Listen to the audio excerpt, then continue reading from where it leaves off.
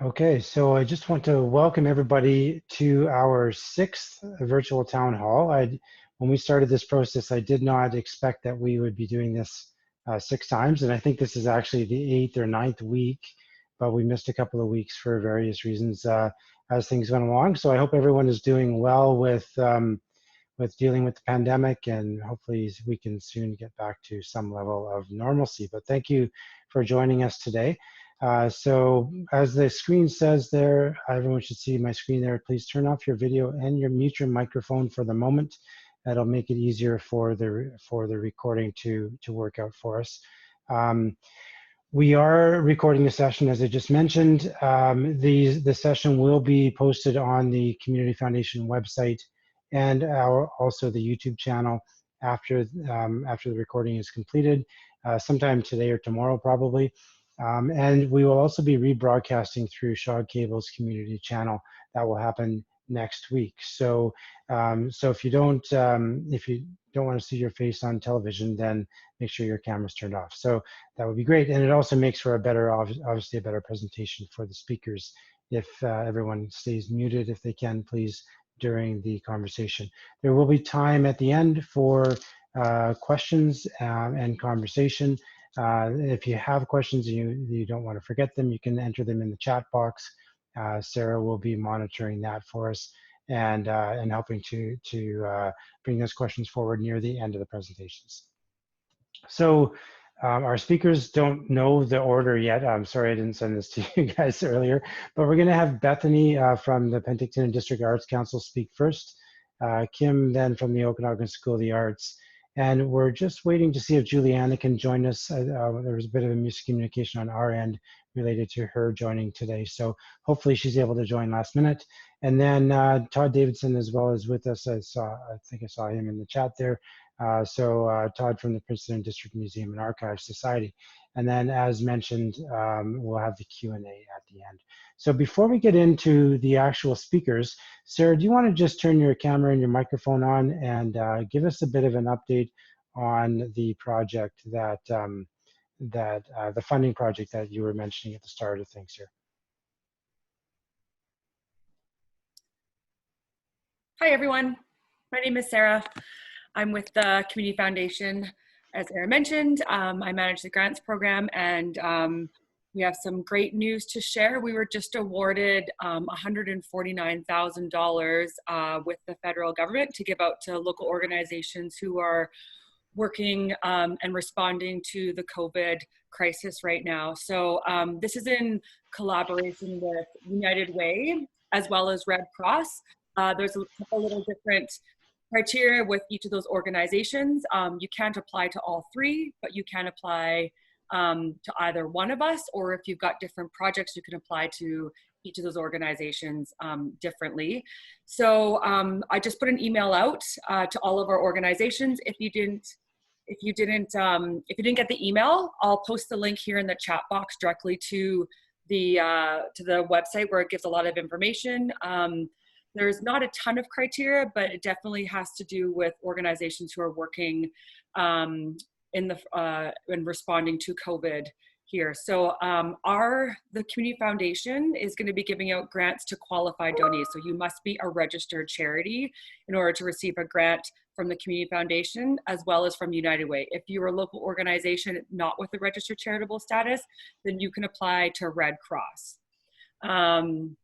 Yeah, so it's a rolling application system. So you can start applying today, and then you have until just about the end of July. So the last day that we can officially approve grants is July 27th. So obviously you don't want to wait until then. We'll be reviewing applications on a weekly basis and giving out grants right away. So if you do have something in mind, I suggest going out and getting an application in today. You can also contact me if you have any questions. There's 3 webinars coming up. 2 are in English and 1 is in French. They're starting tomorrow and then right through until next week. And there's a lot of information on those webinars as well too. And links to those webinars are on our webpage for you to directly sign up for those, as well as I'm available for questions. Yeah, so these grants are going to go out through the whole South Okanagan Similkameen. That's just a little brief update. Like I mentioned, I'll post a link to the website where where there's more information on how to apply right here in the chat box. Maybe Sarah, could you explain how this is different than the regular community response fund that we've been rolling out over the last 8 weeks so far?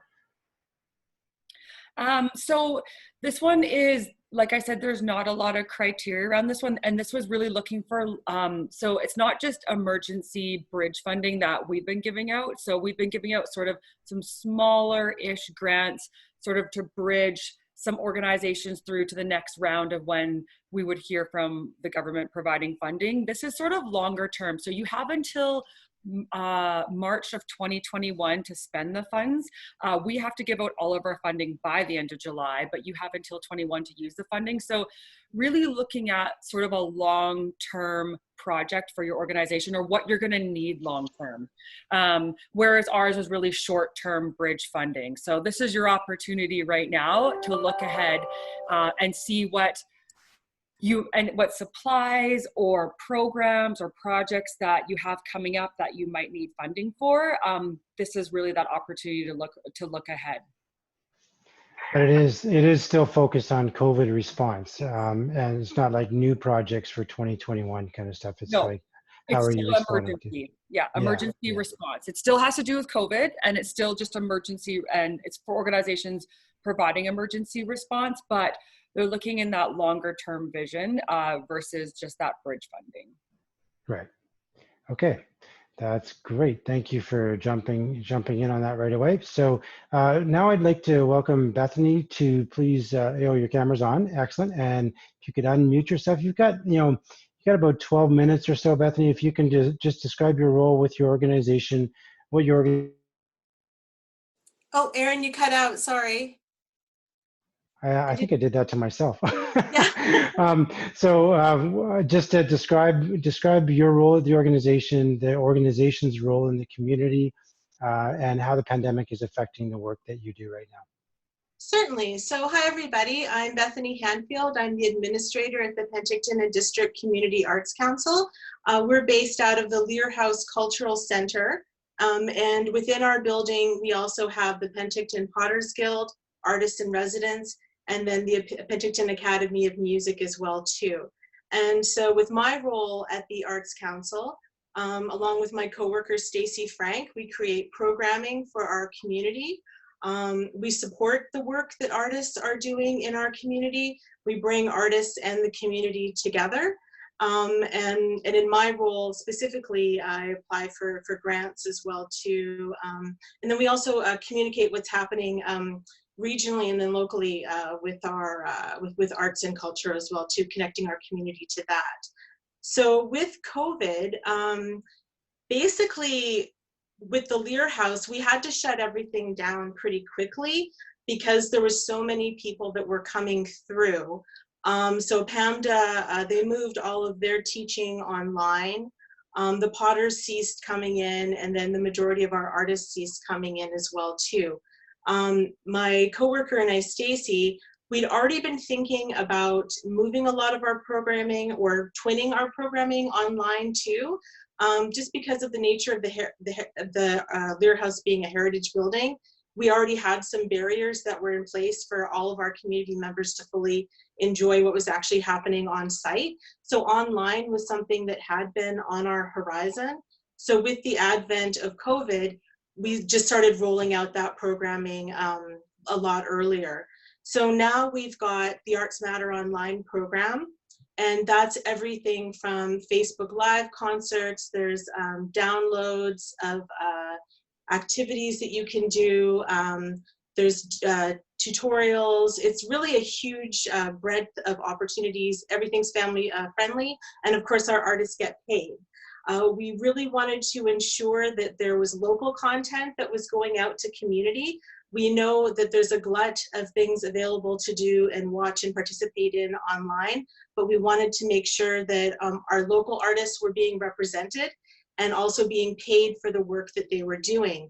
With the closures of markets, galleries and shops, different types of festivals and events, we're seeing now that's extending up through into the fall as well too with some of these events now. this has been a huge impact for our arts sector.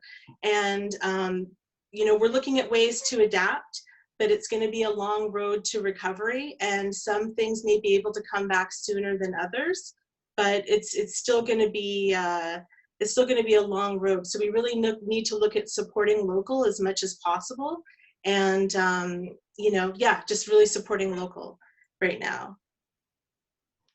So, Bethany, in terms of the way your organization functions from a revenue perspective, how is COVID affecting you right now? And then, in terms of forecasting into the future, what do you expect the rest of the year to look like for you? Okay, so we do get rents from some of the tenants in our building, and that basically goes to support the Lear House itself. So we rely on donations, events, and workshops that we put on, and then also different levels of municipal and government funding to actually run the Arts Council proper. So we have had some supplemental funding through BC Arts Council, which has been amazing. But yeah, it's going to be a little bit precarious to see how things go. We're good for right now, but what that's going to look like long term is uncertain, because there's a lot of different variables that are happening there. Again, there's this kind of drive to push everything online and to start monetizing it as well. It's that balance between, you know, the free offerings, monetizing online offerings, but then we have to remember as well, this is a global marketplace when we start looking at online. And so what does that mean as well too? And we also don't want to forget about the importance of doing things together as well. So it's really an uncertain future, but we're going to persevere and provide the programming as best we can for as long as we can. It's kind of the short answer. Okay, that's great. Thanks. So I'm going to have a few more questions for you towards the end, but I'll get the other speakers to get rolling now too. Thank you very much, Bethany. Okay, thanks. If I could have, yeah, Kim, there you are. You're ready to go. Thank you very much. So as before, please introduce yourself, your organization, talk about how COVID is affecting the work that you're doing. Thank you. Absolutely. Thank you. My name is Kim Palmer. I'm the executive director of the Okanagan School of the Arts at the Shatford Center. And so our role in the community is running community arts programs, and we are also currently the stewards of the Shatford Center, so renting it out for things like piano recitals and other performances, and also any other events that want to use the Shatford Center space, weddings, meetings, etc. We closed our doors as of March 19th, taking our lead from the city of Penticton and their closing of public buildings. We were midway through a kids' cooking program that had started at the beginning of March break. And we decided to start that program at the beginning of the week because it was a small group and because it involved children. We already had some cancellations. As the week went on, more cancellations happened. It's amazing to look back now at how quickly the atmosphere of everything changed. So midway through the week, we made the decision to cancel the program, issue refunds. We had planned a creativity camp for the second week of March break, but we knew concerns were mounting, so we'd already canceled that program. Up to that point in 2020, we actually felt that we had some great momentum going. We had brand new programs and courses. Registration levels were up for us, including some sellouts. So we were really excited about all that, which all came to a screeching halt, of course, with the COVID cancellations. We had to issue nearly $3,000 in refunds. We deferred another $1,700 in programs. So that's the kind of registration fees that we were looking at, which for us was a real step forward. And so those were for programs in March, April, and May. We were able to move one of our courses online, and that was our guided autobiography class offered by certified instructor Lee Morrow. We were considering 5 or 6 participants a success for that. We ended up with 11. We were delighted with that. She actually had to bring in an assistant instructor to help her with that class. And that's partially because Lee has done some successful workshops in the area already, so she's known. We had to do a lot of Zoom testing, a lot of support for the technology. We had a lot of new users who were not particularly tech savvy. So we found that testing was very necessary, very worthwhile. The class just had their third session and it's going well, but we still need to make sure that everybody's online every week. And of course, not all of our OSA courses work in an online setting. For example, some of the fiber arts courses we had planned, the instructor brings the materials to make sure everyone has the right thing. With a lot of our visual arts, it's about the hands-on instruction. But luckily the guided autobiography class, because it's about storytelling and, as Lee tells me, lots of homework, it worked well from an online perspective. We also had an art exhibit that had actually opened here in January, but of course, locking our doors meant fewer people got to see the exhibit. So we tried to move some of the exhibit online with some photography, and I quickly learned that art photography is an art form in and of itself that I need to learn more about. But I was able to capture some of the magic of these gorgeous pieces and put them on Facebook, Instagram, Twitter, and we had a really great response to that. I know the Arts Council has also moved one of their exhibits online. So I think when we are able to have art in the building again, and as I can expand my photography skills or get some help with that, that's something we'll likely do going forward when we can start bringing art in and out of the building again. We also had to close our doors to the rentals that I discussed, all the recitals, events. Of course, none of that's happening right now. This evaporated the main revenue stream that we use to support the Okanagan School of the Arts. And our outstanding operations coordinator, whose primary role it is to deal with rentals, contract setups, etc., we had to lay her off, which was very unfortunate. We do also have office tenants. There are two tech companies that rent the upper floor of the Shatford Center. They are still here with skeleton staff.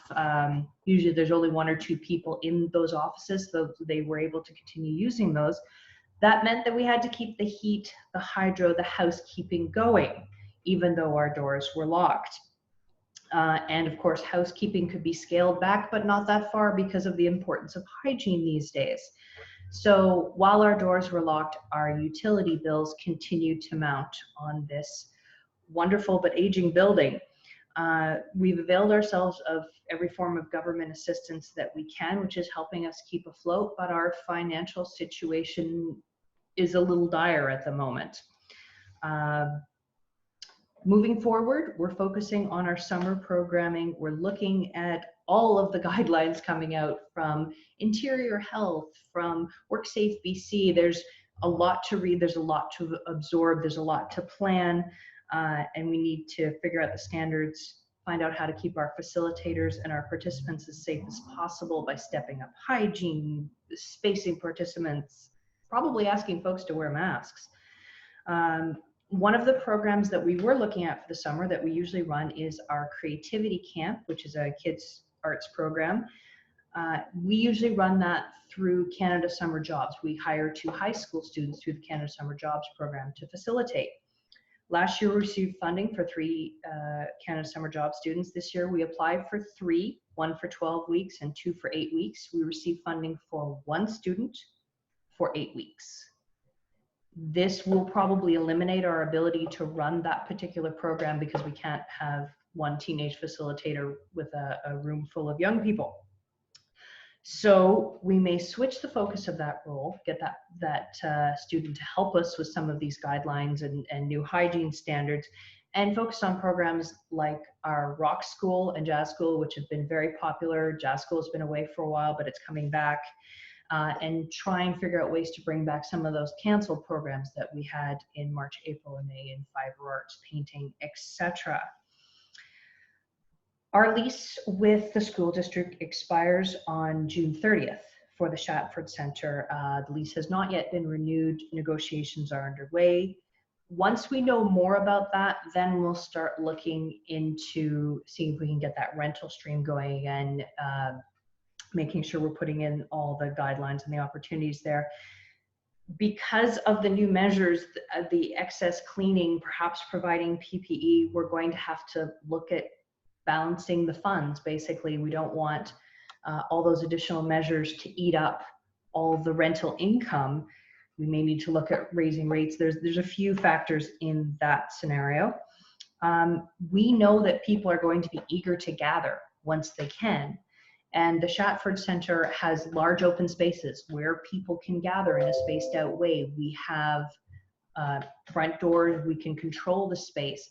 So we know that the Shatford could be really valuable for markets, gathering, etc. But we have to make sure that we're doing it intelligently and responsibly, keeping people safe. And we know that inspiring confidence in our visitors and program participants is going to be critically important, so people feel that the Shatford Center is a safe place to be and a place that they can safely come and connect and create. One of the other things we're looking into is a large mural. This is a really historic time. It's something that we're all going to remember. Many people have offered support in really extraordinary ways and have come together to help each other. And of course, we want to show appreciation for all those frontline workers who have kept the world running while so much has closed down. We have some plywood on the side of the building that would be definitely improved by a mural. So we're looking into funding sources for that to see if we can use that to unite and inspire. One of the things I've heard on many of these town halls is people asking, how do we help? And I want to make sure I answer that question. The OSA does sell memberships. Memberships start at $25 for an individual for the year. And I'm going to post a link in the chat when I'm finished speaking. We also accept donations on our website. Every dollar helps us build creativity and connection in the community. And also, please keep an eye when we are able to offer those courses again. We'll be blasting it out on all our social media channels, so whichever you follow, or on our website. Spread the word. If there's something that looks great to you, please sign up, enjoy, and hopefully learn something new that will inspire you. And I just want to conclude by thanking all of you for taking the time to hear what's going on with various arts organizations, and thanking the Community Foundation for all their support, for running all these town halls to keep us all up to date, and for giving us the chance to let everyone know where we're at. That's great. Thanks very much, Kim. And you did take my question right out of my mouth, so that's great. Thank you for anticipating that. Now, what I'm going to do next is I'm going to ask Todd from the Princeton Museum to join us, and then I just muted myself again. We'll have Todd from the Princeton Museum join us with video and audio now, and then we'll have Julianna from the Oliver Heritage Society speak last. So I hear you now, Todd. Thanks, Aaron. Yeah. I do have a deck here if I can get it working. Sure.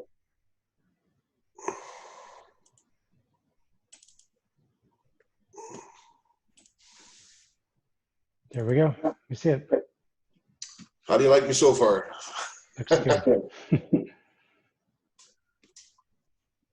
Okay, you go ahead and do. Okay, thank you very much. My name is Todd Davidson, and I am the interim operations manager at the Princeton and District Museum and Archives Society. First of all, I'd like to thank Kim English and the Community Foundation for inviting us to speak here today. And I would also like to acknowledge that the Princeton and District Museum and Archives Society conduct their business on the traditional lands of the Upper Similkameen Indian Band. Well, like everyone else, we were surprised when we realized we had to close the museum for a while due to the pandemic. This is particularly unfortunate as we were recovering from a roof leak back in August, which kept us closed for several months into the fall. So we closed the museum again just to allow for the final work, and the crew was about to finish the job when the virus hit. So the work is now complete.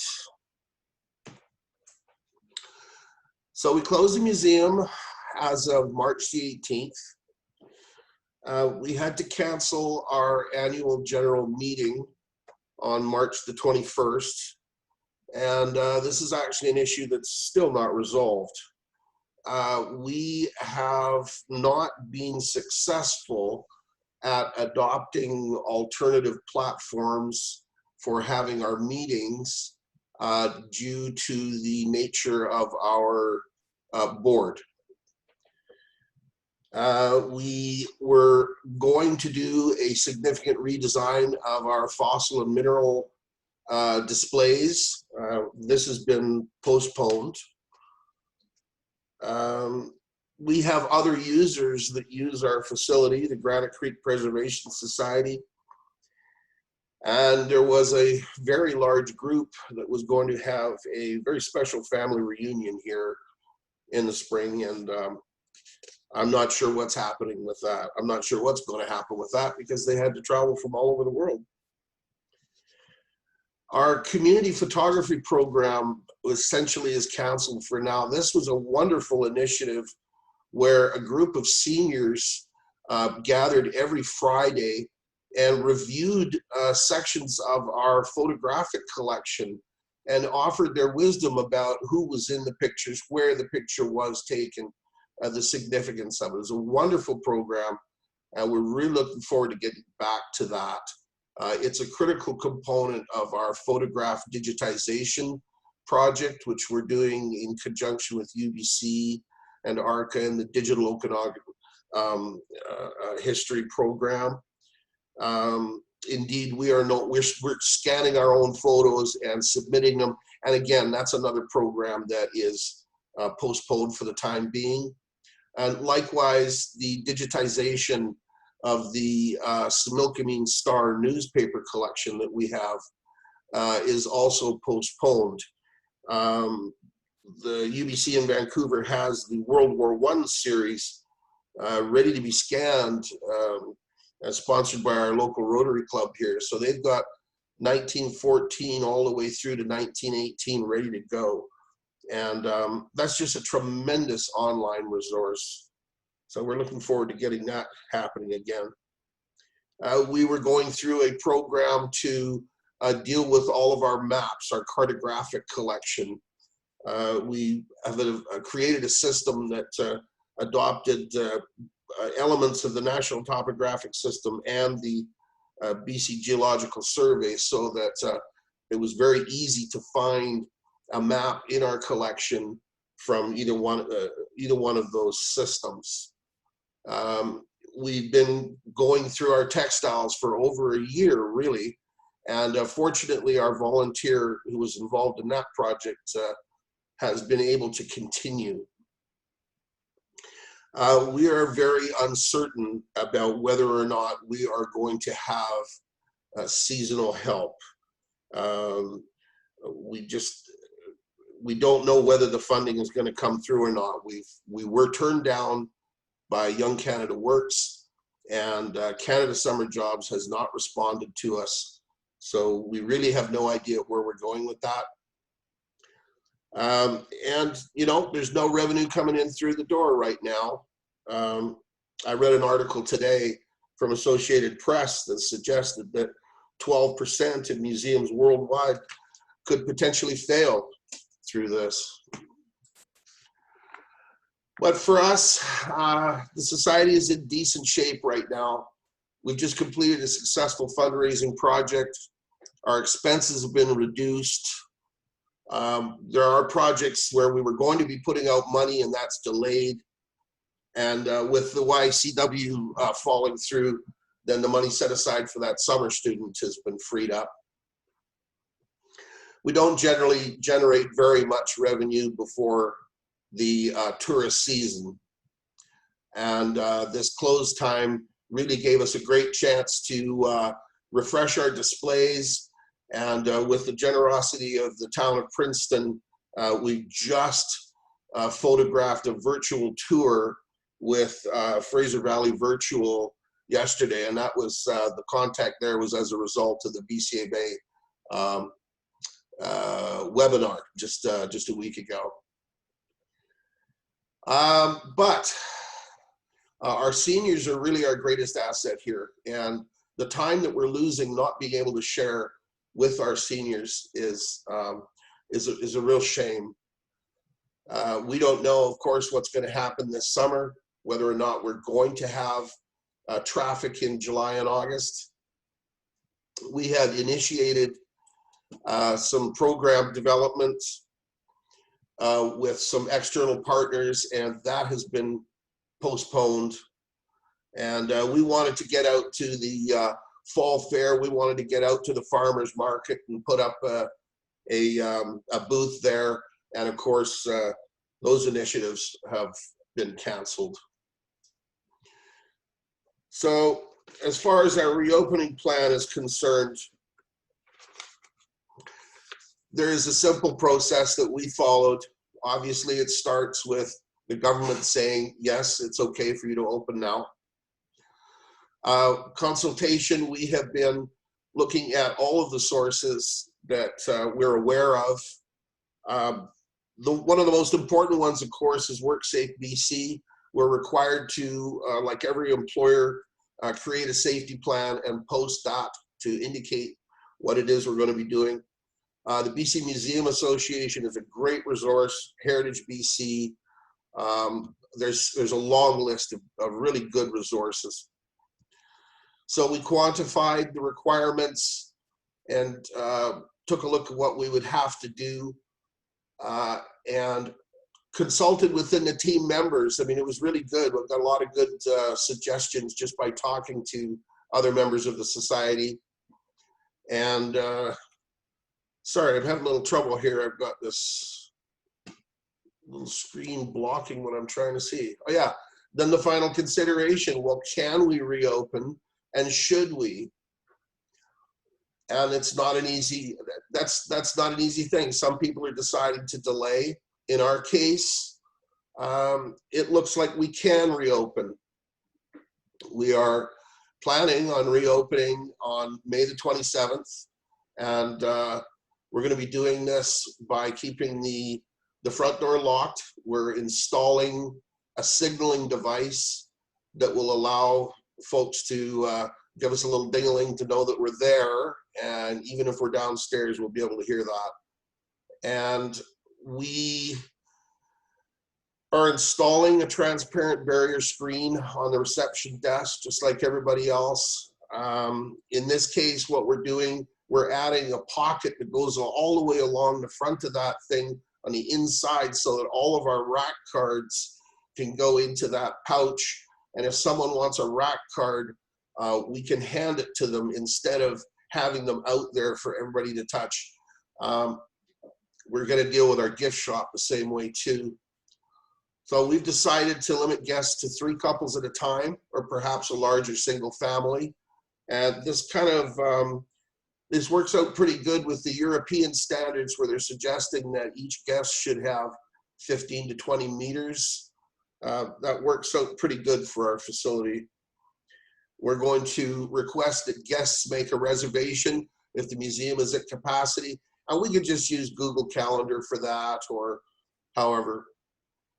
We will post the entry procedure on the front door. We've got some good posters, advising visitors not to enter if they're sick or if they've had contact. We want to encourage our guests to sanitize their hands upon entry, and lots of no touching signs all over the place, which I hate to see in a museum, but this is, we have to do it at this point. We do have cameras all through the facility. We will be able to monitor the activities of the guests. We don't have too many interactive displays, which is a bit of a godsend. I mean, we've been looking towards developing some hands-on activities and of course touch screens and that sort of thing, but we've been a little tardy with that, and now it turns out that's a good thing. Pamphlets and other touchable items. Our entire gift shop is going behind glass with a lock on it now, so if somebody wants something, they'll have to ask for it. We just today traded off our seating from upholstered to hard plastic chairs, which we borrowed from the one of the theaters here. And particularly touchable items such as handles and whatnot, we're going to apply something on them to discourage people from touching them. And we have a little blacklight room for fluorescent minerals, and we're just going to close that off because you have to touch the drapes to get in and out. And we just can't keep cleaning those soft surfaces. So we're just going to close that off. PPE for the staff, cleaning washrooms between the guests, door handles and high touch areas after each group, cleaning the point of sale terminal, using hand sanitizer immediately after handling cash, maintaining social distancing with guests, and try to keep that shield in between the guests and the staff. And we're basically just going to have to try it out, see how it works, and adjust if necessary. I'm sure this is, a bit of a work in progress. So we're going to get through this. It's going to be good. It's going to be challenging, but it's going to be good. And I'm looking forward to it. Frankly, I'm looking forward to getting back in business here. So that's all I have. That's really great, Todd. Thanks for that explanation. Certainly, you guys have done a lot of work to get yourselves organized and ready to reopen. Glad to hear that that's going to be happening soon as well. So that's great news. So Julianna, you're up next. Thank you for joining us on short notice. Really appreciate your flexibility on that.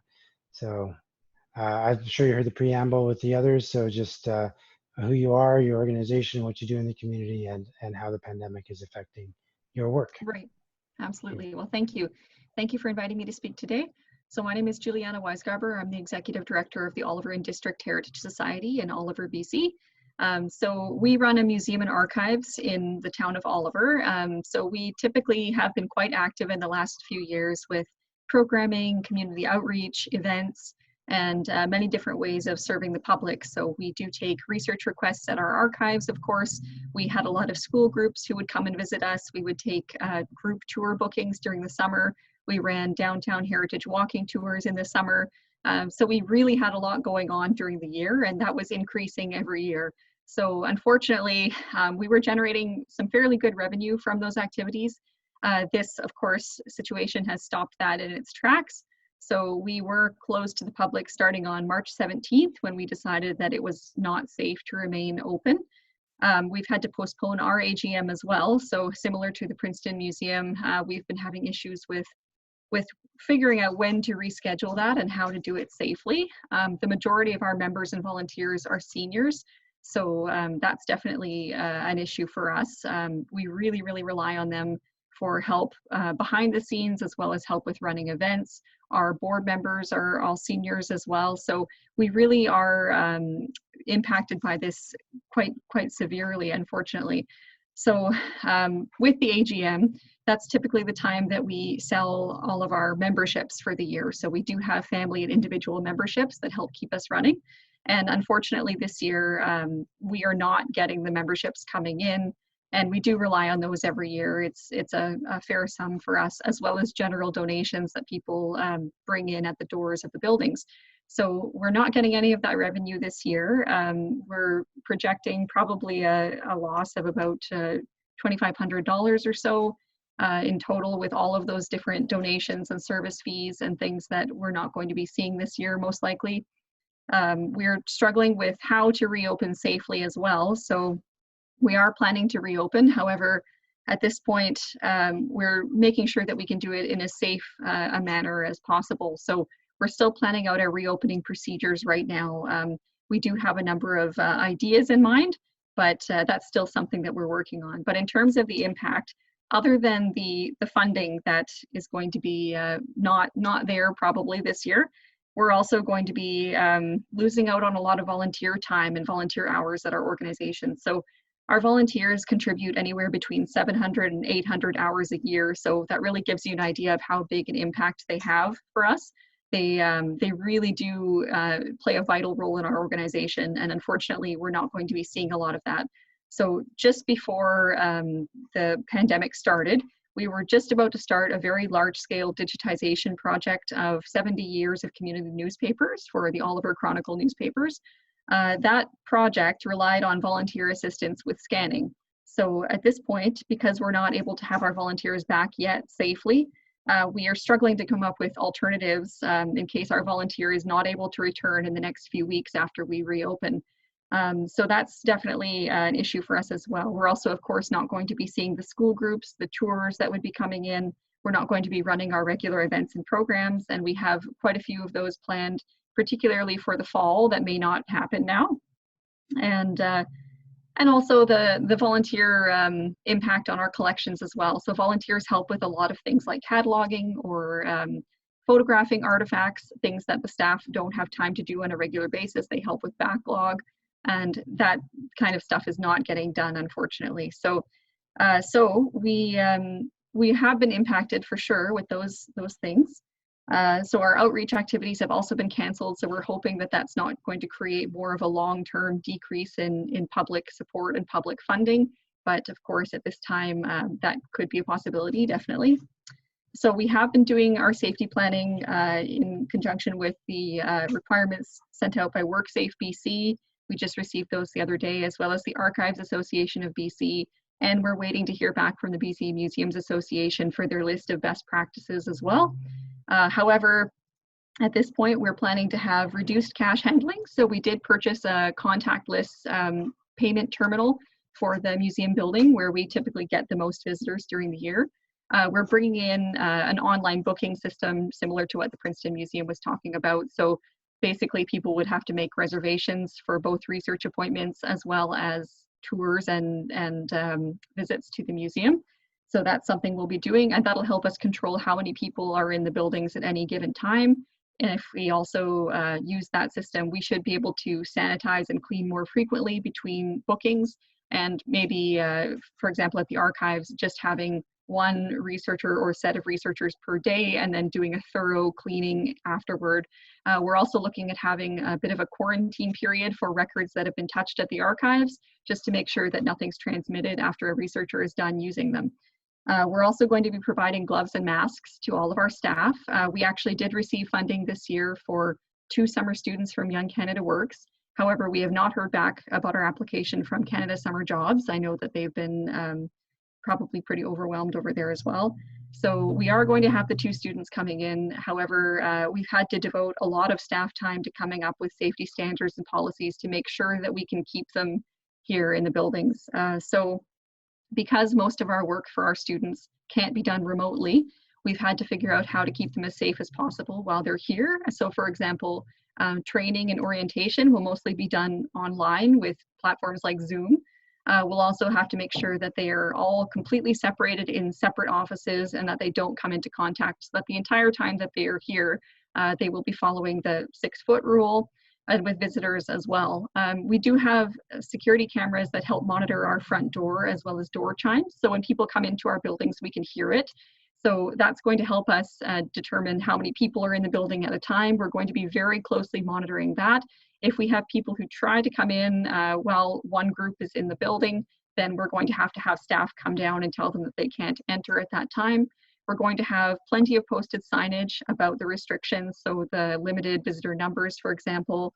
We're going to also have extra increased cleaning. We've taken away all the touchable items as well in the buildings. So any interactives that we had in the museum, they've been taken down as much as possible.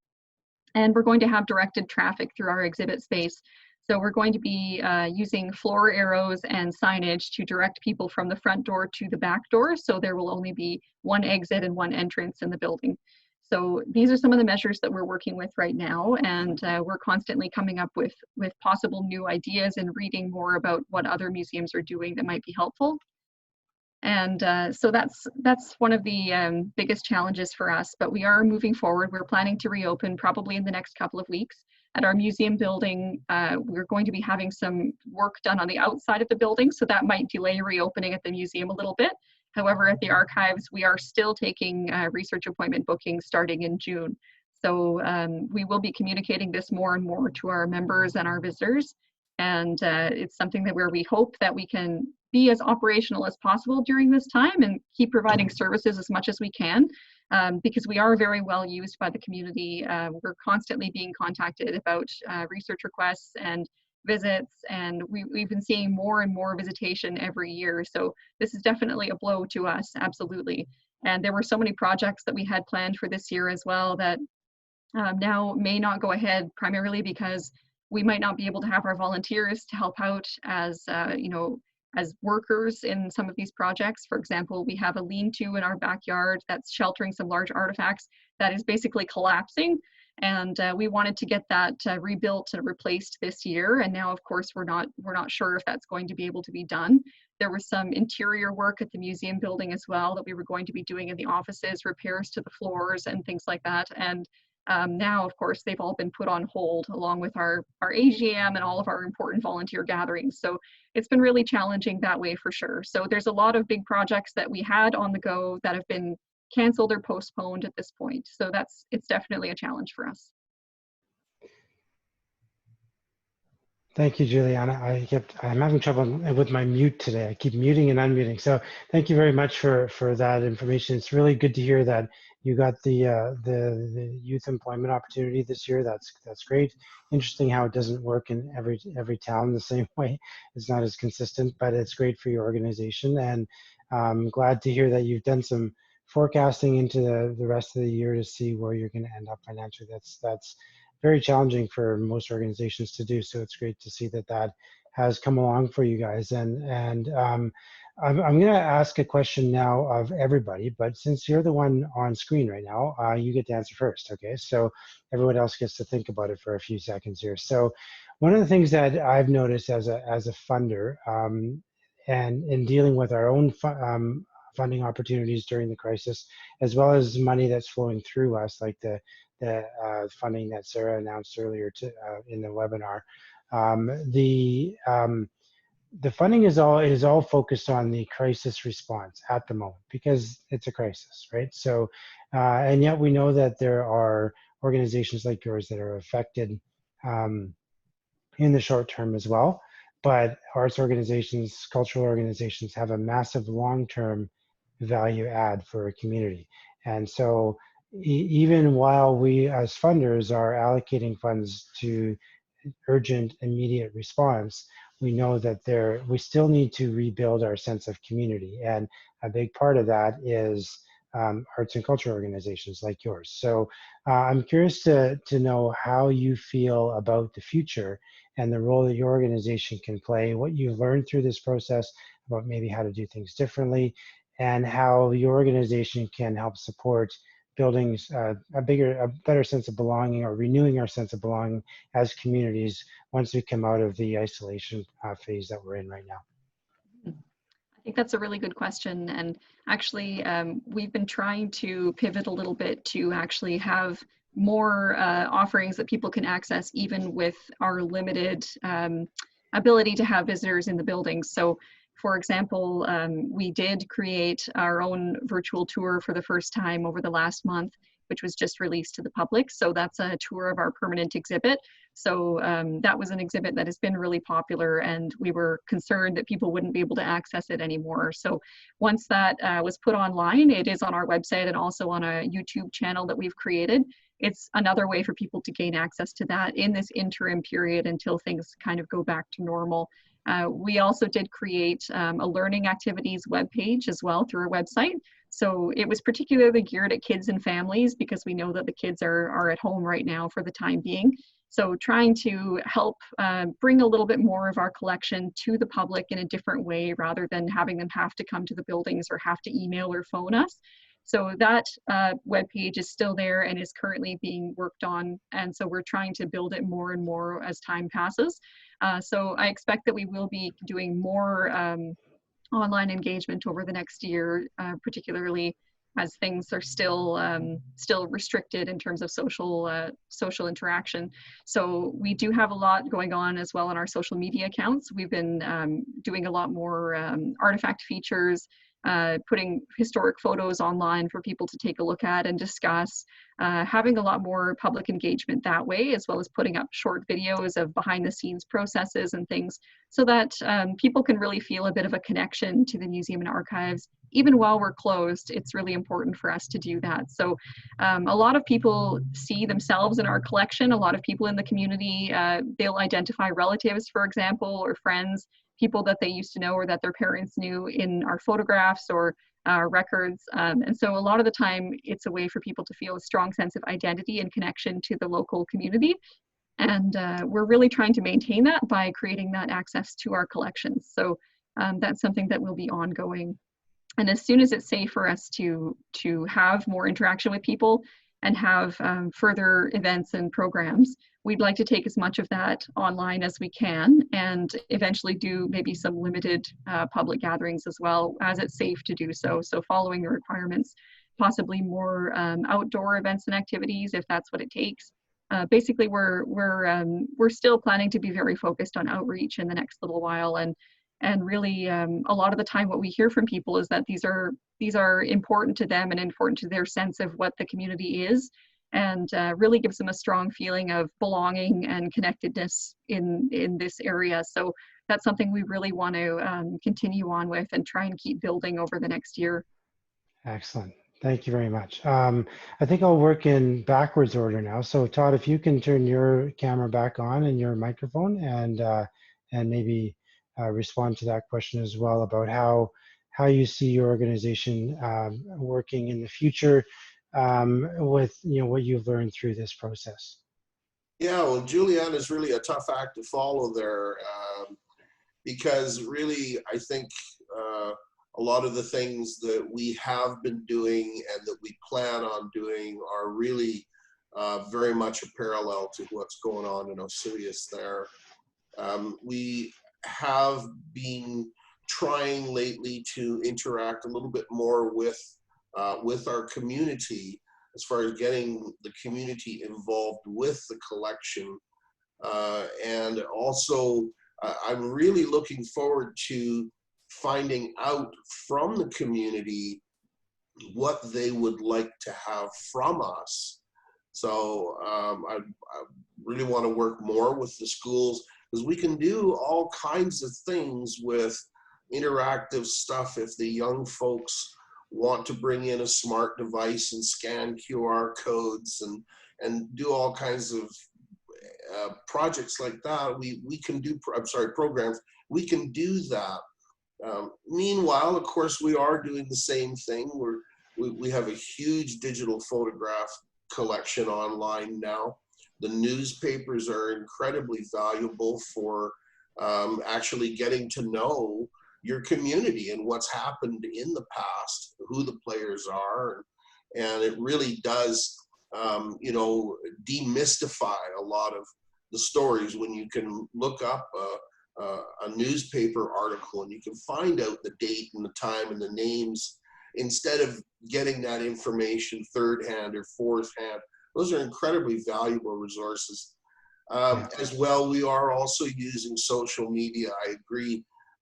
Posting photographs, old photographs online. It's a tremendous response from the community and really helps to get more people involved with what's going on here. But we are definitely looking forward to getting more input from the community to tell us what they want from their museum. It is their museum, their collection.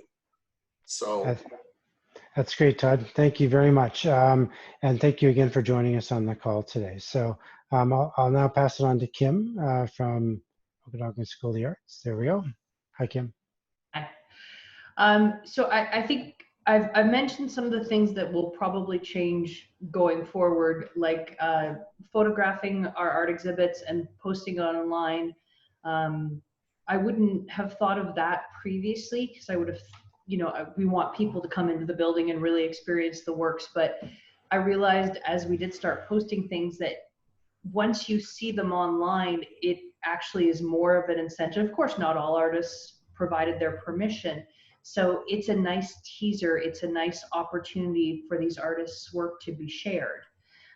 And to show people the kind of thing that we have on display here and what our local artists are creating. So I think that's definitely something that we'll move forward with.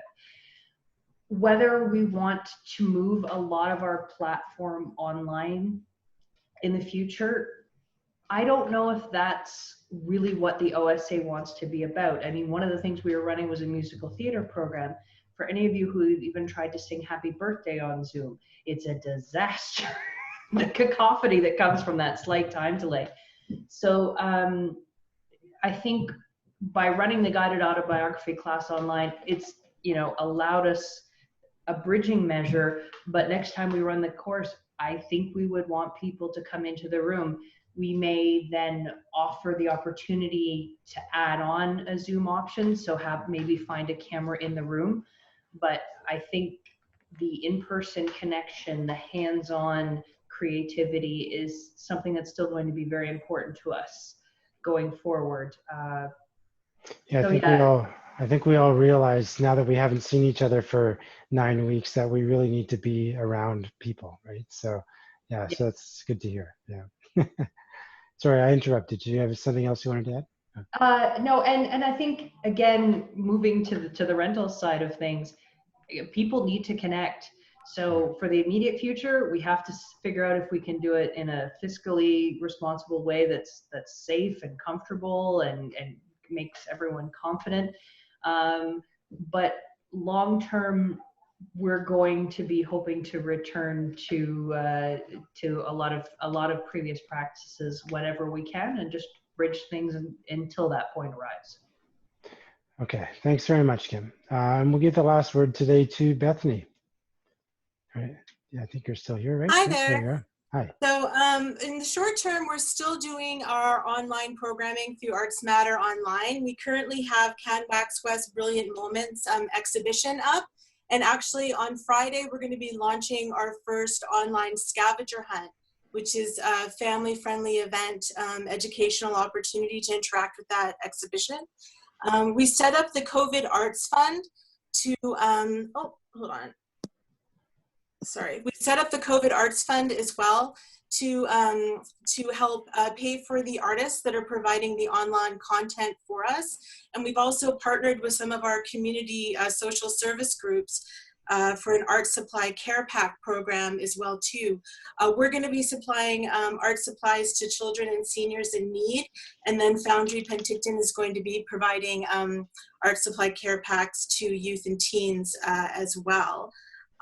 We've also partnered with Travel Penticton to do the Dream Now, Visit Later coloring pages book to highlight our area for locals, and then also for those that can't visit us at this time, but we're hoping will come back when they're able to do that.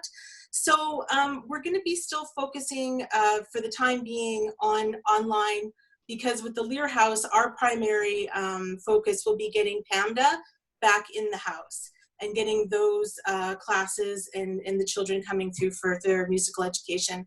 That's starting up again. We also have the Guild to consider as well too. So these are kind of things that we're looking at, but echoing what everybody else has been saying as well, we definitely want to get people back together again in a safe way that we can do that. What that's going to look like in the future, it's probably going to be a combination of smaller group activities and events, and then also twinning things with Zoom and also things that are feeding through online in various different ways. I've been in communication with arts councils across the valley and with other art groups across our province. And so it's really interesting to see the ideas that are percolating up through this time right now. But I think the main thing is that there is a spirit of optimism that we will come through this, albeit changed, but we will come through this stronger and then also together. Because it's opened a lot of dialogues that maybe hadn't happened before. There's been more intersections that have happened that maybe wouldn't have happened before. So even though it's a bit more of a darker time, I think there's a brightness that's ahead of us. So we're definitely looking forward to stepping into this future together, this new future together. So. That's great. Excellent way to close out the presentation, Bethany. Thank you very much for that. I feel the same way. I know that everyone in our organization is also very optimistic about the way that everyone has come together. I think it's really demonstrated that we do have a very tight community for sure, and it's great to have the opportunity to find new ways to connect with each other. So, and if I could, one more quick plug in, just to yeah. please support local, like more now than ever. Your dollars and how you spend them is going to determine who's going to be there on the other side. So the local artists, the artisans, the small businesses, if somebody's doing online content, you can actually tip them as well. You can send them an e-transfer to show them your support, buy something from their website. This is more now than ever. We really need to support our local economy.